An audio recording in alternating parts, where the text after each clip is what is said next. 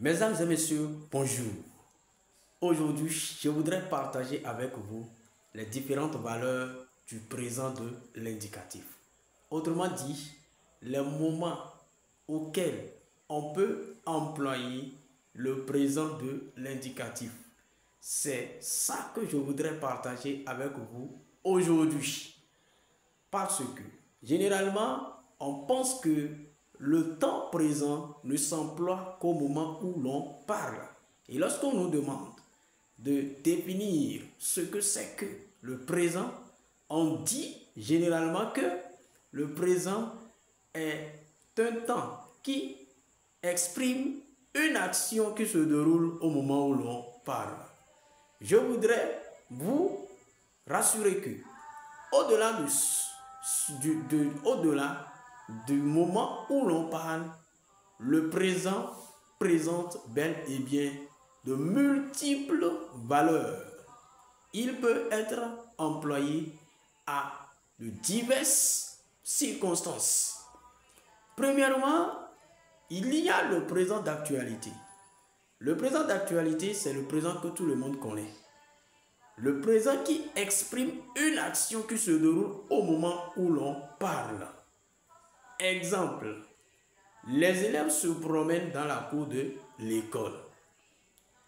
Il y a aussi le présent de vérité générale ou de la validité permanente qui exprime une vérité qui est reconnue comme telle du point de vue universel.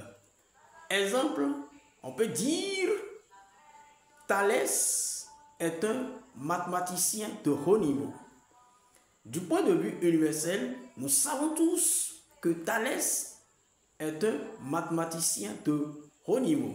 Nous pouvons également dire la Terre tourne autour du Soleil. Autre valeur du présent de l'indicatif.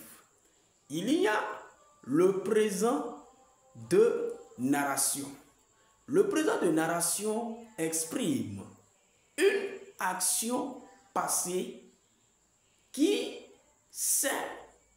est présentée sous forme de présent.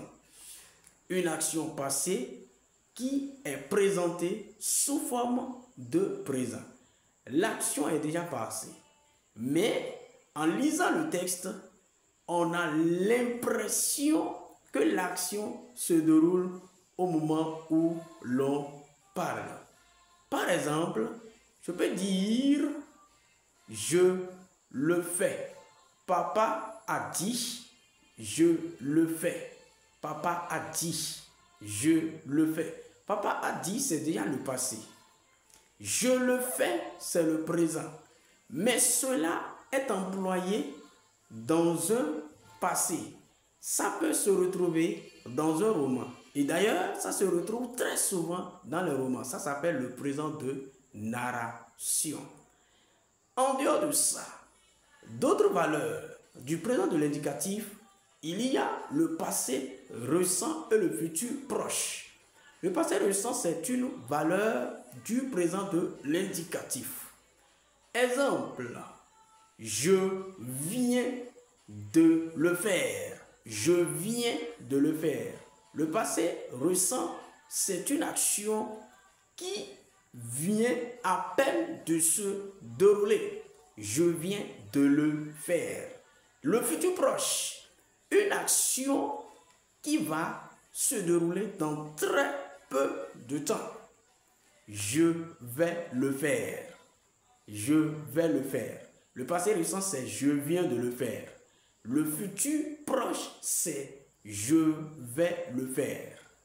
Autre valeur du présent de l'indicatif, il y a le présent d'habitude et le présent de répétition. Le présent d'habitude et le présent de répétition. Le présent d'habitude consiste à parler de quelqu'un qui fait une action de manière répétée.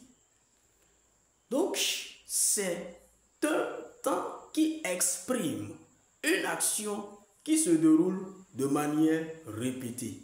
Et le sujet de l'action, c'est bel et bien une personne. Comme illustration, on peut dire papa va au champ chaque jour. Papa va au champ chaque jour. C'est bel et bien le présent.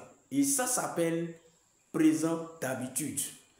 Présent de répétition, c'est aussi une action qui se déroule de manière répétée.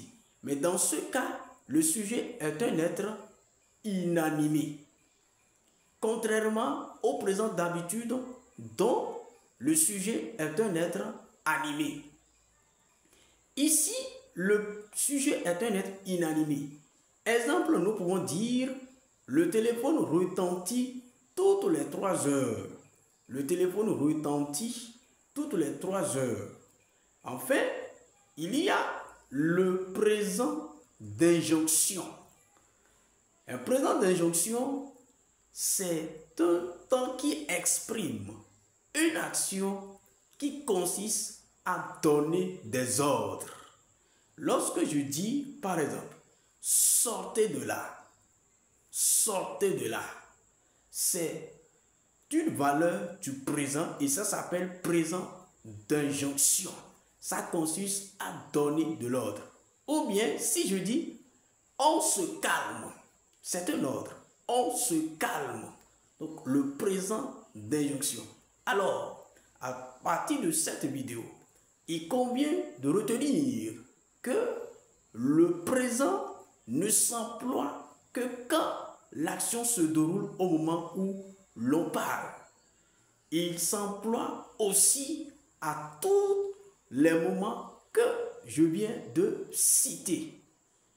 La maîtrise de la langue de Molière ne s'inclut pas dans la prononciation des grands mots, mais plutôt dans la maîtrise de la conjugaison, de la grammaire et du vocabulaire adéquat.